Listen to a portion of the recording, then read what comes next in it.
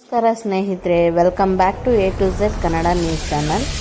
ಸ್ನೇಹಿತರೆ, ಸರ್ಕಾರ ಗ್ಯಾರಂಟಿಗಳಿಗೆ ಕತ್ತರಿ ಹಾಕುತ್ತಾ?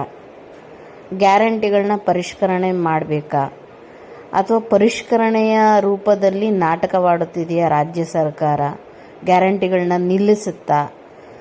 ಮುಂದೆ ಕೆಲವು ಶಾಸಕರು ಸ್ಟೇಟ್ಮೆಂಟ್ಗಳು ಕೊಡ್ತಾ ಇದ್ದಾರೆ.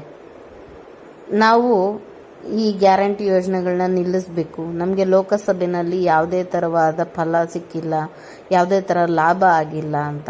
ಆದರೆ ಮುಖ್ಯಮಂತ್ರಿಗಳು DCM DK ಶಿವಕುಮಾರ್ ಅವರು ಇಬ್ಬರು ಹೇಳ್ತಾ ಇದ್ದಾರೆ, ಇಲ್ಲ ಅಭಿವೃದ್ಧಿ ಕಾರಣಗಳನ್ನ ಹೇಳಿ ನಾವು ಈ ಗ್ಯಾರಂಟಿಗಳನ್ನ ನಿಲ್ಲಿಸಲ್ಲ, ನಾವು ಎಲ್ಲದಕ್ಕೂ ದುಡ್ಡು ಹೊಂದಿಸ್ತೀವಿ ಅಂತ. ಹಾಗಾದರೆ ಏನು ಇವಾಗ ಮುನ್ನೆಲೆಗೆ ಬಂದಿರೋ ವಿಷಯ ಅಂದರೆ ಗ್ಯಾರಂಟಿ ಪರಿಷ್ಕರಣೆ. ಯಾವ ಥರ ಪರಿಷ್ಕರಣೆ, ಯಾಕೆ, ಕಾರಣಗಳೇನು? ಮೊದಲನೇದಾಗಿ ಪರಿಷ್ಕರಣೆ ಮಾಡೋದಕ್ಕೆ ಅಂದರೆ ರಾಜ್ಯದಲ್ಲಿ ಅಭಿವೃದ್ಧಿ ಯೋಜನೆಗಳಿಗೆ ಅನುದಾನ ಸಿಗ್ತಾ ಇಲ್ಲ ಅಂತ ಹಲವು ಶಾಸಕರ ಕಂಪ್ಲೇಂಟ್. ಎರಡನೇದಾಗಿ ಅನುದಾನ ಇಲ್ಲದೆ ಕ್ಷೇತ್ರಗಳಿಗೆ ಹೋಗೋಕ್ಕಾಗಲ್ಲ, ಗ್ಯಾರಂಟಿಯಿಂದ ಲೋಕಸಭಾ ಚುನಾವಣೆಯಲ್ಲಿ ಲಾಭ ಆಗಿಲ್ಲ. ಮೂರನೇದಾಗಿ ಅಭಿವೃದ್ಧಿ ಕೆಲಸಗಳಿಲ್ಲದೆ ಮುಂದಿನ ಚುನಾವಣೆಗಳಲ್ಲಿ, ಮುಂಬರುವ ಚುನಾವಣೆಗಳಲ್ಲಿ ಮತ ಕೇಳೋಕ್ಕೆ ಆಗೋದಿಲ್ಲ. ಎಲ್ರಿಗೂ ಗ್ಯಾರಂಟಿ ಕೊಡೋದ್ರಿಂದ ಸರ್ಕಾರಕ್ಕಾಗಲಿ ಪಕ್ಷಕ್ಕಾಗಿ ಲಾಭ ಇಲ್ಲ. ಪಕ್ಕದ ಗ್ಯಾರಂಟಿಗಳನ್ನ ಕೊಟ್ಟರು ಅವ್ರ ಅಧಿಕಾರಕ್ಕೆ ಬರಲಿಲ್ಲ. ಈ ಥರ ಒಂದಷ್ಟು ಎಕ್ಸಾಂಪಲ್ಗಳನ್ನ ಹಲವು ಶಾಸಕರುಗಳು ಕೊಡ್ತಾ ಇದ್ದಾರೆ. ಆದರೆ ಮುಖ್ಯಮಂತ್ರಿ ಸಿದ್ದರಾಮಯ್ಯನವರು ಗ್ಯಾರಂಟಿ ಯೋಜನೆಗಳಿಂದ ಯಾವುದೇ ಕಾರಣಕ್ಕೂ ನಿಲ್ಲಿಸಲ್ಲ, ನಾವು 5 ವರ್ಷನೂ ಗ್ಯಾರಂಟಿ ಕೊಡ್ತೀವಿ ಅಂತ DK ಶಿವಕುಮಾರ್ ಅವರು ಹೇಳ್ತಾ ಇದ್ದಾರೆ.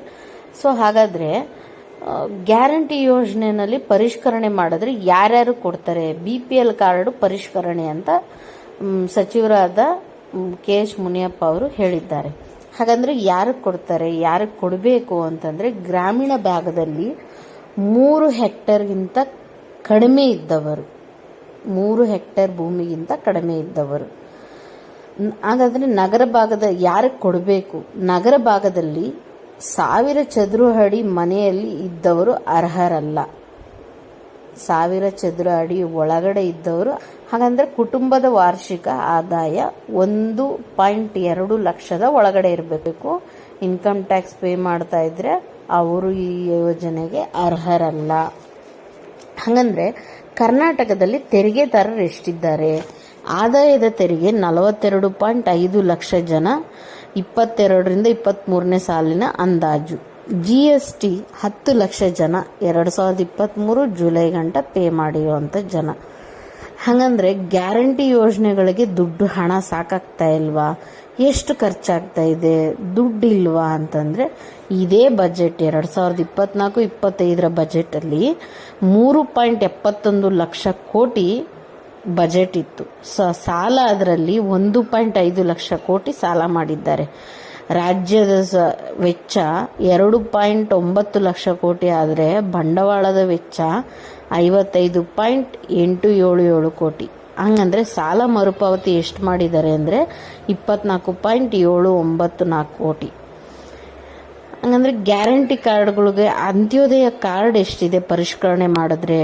ಅಂತ್ಯೋದಯ ಕಾರ್ಡು 10,09,360 ಕಾರ್ಡ್ ಇದೆ. BPL card 1,02,94,264 ಕಾರ್ಡ್ಗಳಿದೆ. APL ಕಾರ್ಡ್ಗಳು 14,39,250 ಕಾರ್ಡ್ಗಳಿದೆ. ಅಂದ್ರೆ ವರ್ಷಕ್ಕೆ ಎಷ್ಟು ಖರ್ಚಾಗ್ತಾ ಇದೆ ಯೋಜನೆಗಳಿಂದ ಅಂತಂದ್ರೆ ಗ್ಯಾರಂಟಿ ಯೋಜನೆ ಗೃಹಲಕ್ಷ್ಮಿಯಿಂದ ವಾರ್ಷಿಕವಾಗಿ 3,500 ಕೋಟಿ ಖರ್ಚಾಗ್ತಾ ಇದೆ. ಅದರಲ್ಲಿ 1.21 ಕೋಟಿ ಜನ ಫಲಾನುಭವಿಗಳಿದ್ದಾರೆ. ಇನ್ನು ಗೃಹ ಜ್ಯೋತಿ ಬಂದರೆ ವಾರ್ಷಿಕವಾಗಿ 12.38 ಕೋಟಿ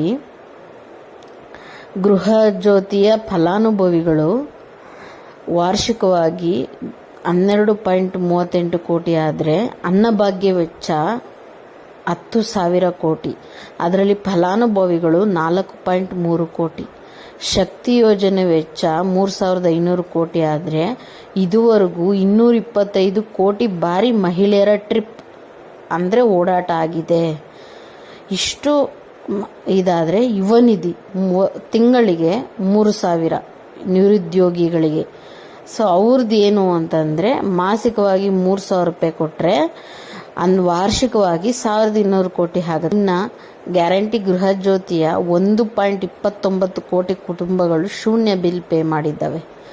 ಸೊ ಇಷ್ಟೆಲ್ಲ ಆಗಿರಬೇಕಾದ್ರೆ ಕರ್ನಾಟಕದಲ್ಲಿ APL ಕಾರ್ಡ್ ಸಂಖ್ಯೆ 85% ಇದೆ ಸ್ನೇಹಿತರೆ. ನೋಡಿದ್ರಲ್ಲ ಸ್ನೇಹಿತರೆ, ಗ್ಯಾರಂಟಿ ಅನುದಾನದ ಬಗ್ಗೆ ಒಂದು ಸಣ್ಣ ಕಿರು ಪರಿಚಯ ಮಾಹಿತಿ ಮತ್ತು ನಮ್ಮ ರಾಜ್ಯದ ಬಜೆಟ್ಟು ಎಷ್ಟು ಖರ್ಚಾಗ್ತಾ ಇದೆ ಎಲ್ಲ ಮಾಹಿತಿನೂ ಸಂಪೂರ್ಣವಾಗಿ ತಿಳ್ಕೊಂಡಿದ್ದೀರಾ. ಮಾನ್ಯ ಸಿದ್ದರಾಮಯ್ಯನವರು ಈ ಯೋಜನೆಯನ್ನು ಪರಿಷ್ಕರಣೆ ಮಾಡುತ್ತಿದ್ದಾರೆ ಹೊರತು ಯೋಜನೆ ಸ್ಥಗಿತವಾಗಿಲ್ಲ. ಈ ವಿಡಿಯೋ ನೋಡಿದ್ದಕ್ಕಾಗಿ ಧನ್ಯವಾದಗಳು.